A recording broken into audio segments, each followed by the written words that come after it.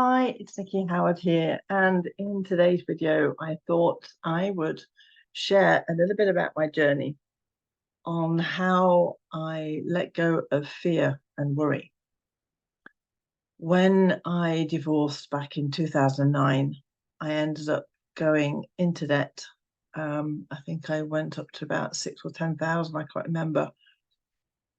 Basically, because of the job that I was in, just was not paying. One month I'd have zero salary, another month I'd have 1,000.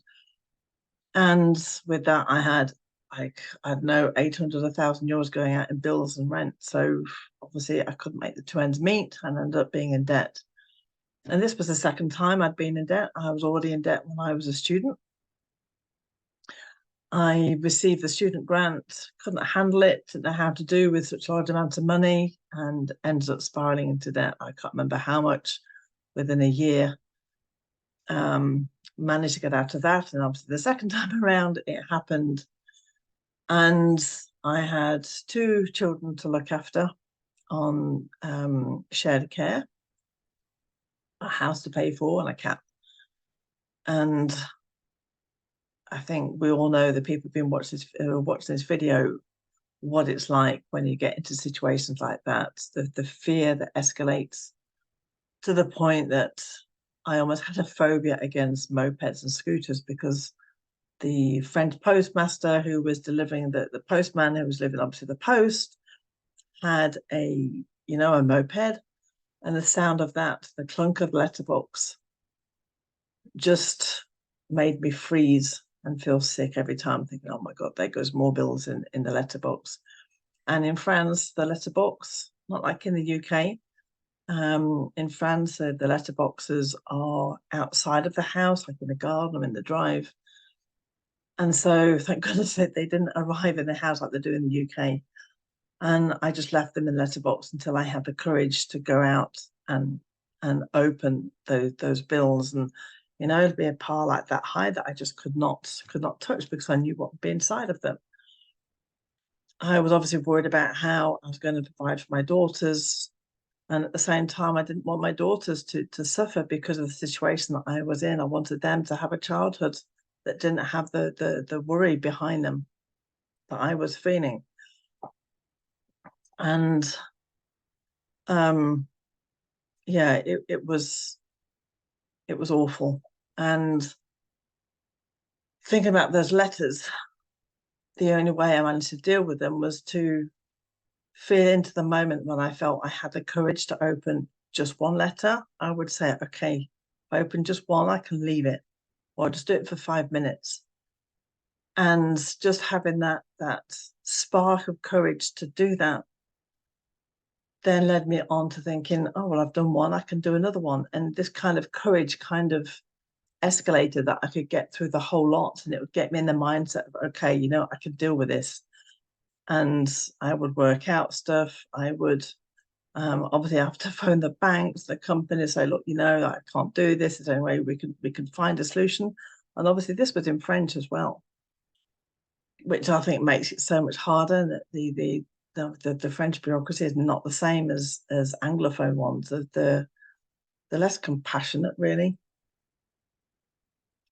And yeah, I'll talk about, because I went into doing things like Ho'oponopono, which I'll talk about on another video, because that's a whole other angle. But there'd be times that I would be on the floor, like almost a fetal position, crying my eyes out, thinking, what the fuck am I going to do? And I thought, okay, I've got to face this head on. And so I went into the fear. I thought, okay, let's be rational about this. Let's the worst case scenario, I lose my house. And in France, you can't get chucked out if you can't pay the rent. But that was how it kind of felt. So I thought, okay, if I can't pay the rent, what would happen? Well, my girls would go to their dad. He would be great. He would look after them, no problem. And I would find, a place to stay, a friend's couch for a few nights until I found, I could get myself going. And I thought, wow, what am I worried about here? There's actually nothing to worry about. I'm going to be absolutely fine. And so by taking it right to that worst case scenario and finding solutions for it, it was like, whoa, that's not too bad actually. I can deal with that. And so from that moment, I thought, okay, that fear, I can reduce that fear and live without that. I don't have to go into fear anymore. So that was one way that I went into the worst case scenario, found the solution, and came back to where I am, and knew that if I had a solution, everything would be fine. The second thing was that I remember I stopped my car one day. I just had enough.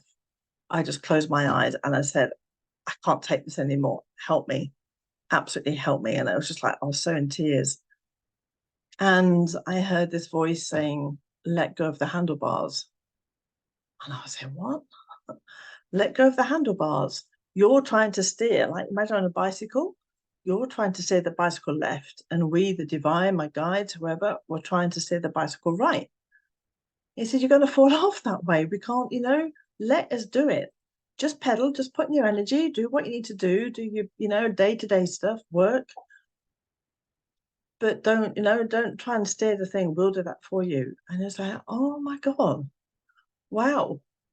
Okay, so that I'm being supported here. I'm not alone. They're guiding me. I can trust that. So then I thought, okay, I'll let go of the handlebars. So that made things so much easier. And then the third thing was that I have a choice. I have a choice on how to filter this. And this is something that once I came out of debt, and it's kind of like the same thing happened again, not obviously not as bad, but it was just kind of a little wink from the universe that, okay, have you got this? Have you learned all your lessons? And I thought, yeah, I don't have to worry. We can have a choice in any situation.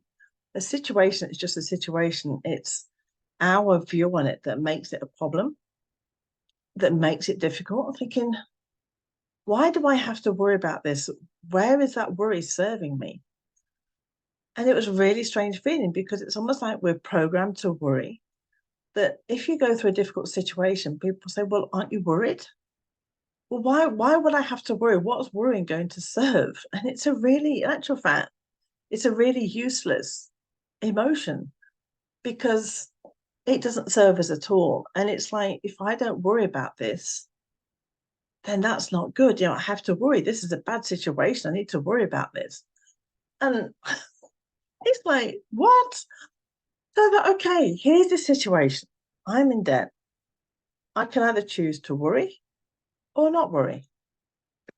And so, okay, I can choose not to worry.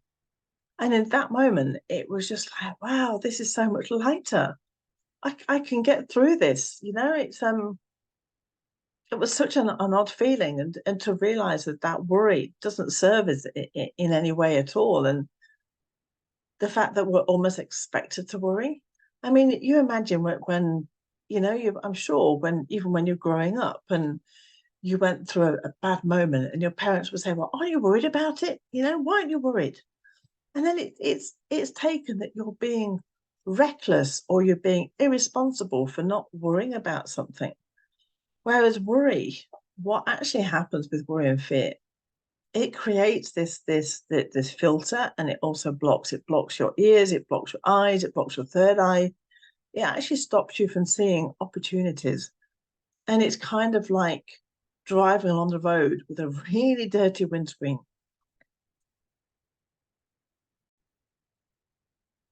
Sorry, I have to go and let my cats out. So yeah, so it's like driving on the road with a really dirty windscreen that you just cannot see where you're going. And it makes it really hard. You get stressed because you're kind of like driving, you squint your eyes, trying to find, that's what it's like. And so um, it really blocks you and it stops you from seeing solutions. It stops the solution from coming in because you can't see them. And so it actually doesn't serve you at all. And I saw some meme one time that said, worry is like a rocking chair. It's lots of energy that doesn't get you anywhere. And it's so true that it does not serve you. And so we can choose in any moment not to worry. And when we do that, were able to see so much clearer. It's like suddenly, putting on the windscreen washers and the wipers, and it's like, oh my God, oh yeah, I didn't think of that before. I didn't see that before. And then so it's also raising your vibration, because worry and fear are obviously quite a low vibration. And so once you're letting go of those, it helps you to move up that scale a little bit more. So you're able to see further, you're able to see more solutions, more possibilities. And that in turn starts bringing things to you. And I remember that those moments when, as I said, that I let go of the worry and I let go of the fear, that things started happening. I had neighbors leaving fruit and veg on my doorstep. I had refunds coming through, and I had checks coming through, and things would start helping me. My work would start coming in, or things started happening. And obviously, I didn't pay off my debt just like that, but I managed to find solutions and got myself out of it. It took me about 6 years really to really get out of that situation. But all the time I was then on this momentum of moving forwards. And I went to the bank and we found great solutions, and he helped me. And all the time it just felt like the universe was really helping me to move forwards, to come out of it. So, and they're really the three things that I still really live by now. Is we have a choice on how to feel in any situation. A situation is completely neutral. There is no good or bad. That's just our projection onto it that makes it what it is. And it's kind of like, if I see this box now, if I would say, what can you see? You would probably say, well, I can see a circle. I said, well, I can't see a circle, but it's just a box, and it's just a different way of looking at it. So we can actually turn the box and just see a different situation, a different way of looking at a situation. So we can choose either to worry or not to worry. It doesn't change the situation. It's not going to make the situation go away, but it helps us to deal with it in a much better way. So you have a choice, and let go of those handlebars, and that image. If you have that image in your mind, it helps so much that we're just here just to move forwards, to do what we do with joy, and just let the universe guide us. Because in every situation, there's always golden nuggets. There's always something for us, and everything happens for us and not to us. And all the time I was going through that period, I knew that this wasn't just about me experiencing this. This was, okay, I need to learn from this. I have to build up a toolbox from this, because this is going to serve other people later on in my life.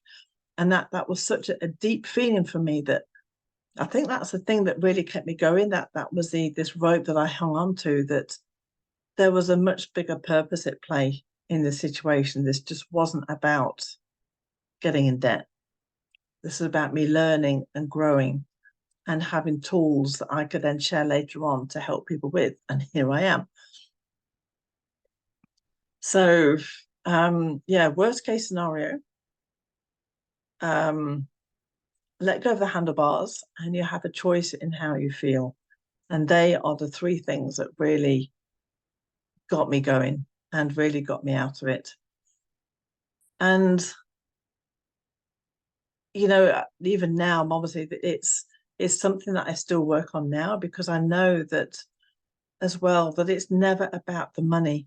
And I would talk about this in another video, because it's never about the money. And I've seen this when I do emotion code sessions, that there is always something else below the money. And for me, a lot of it was about trust and obviously self-worth. There's all that goes on as well, because money, in the end of the day, what is money? Money is just a piece of paper. And it's just the energy we give to that. And it's also the energy that is portrayed in society that makes us love it or hate it. And I'm going to talk about this on a whole other video, because it's a massive, massive subject. But I just wanted to give you those three keys to take away. So once again, just to close down, Worst case scenario, if you're really in that situation, it can help to find a solution. So it's kind of like a rope to grab onto. Why do I keep forgetting these? Okay, worst case scenario, let go of the handlebars and you have a choice. They're the 3 points to take away.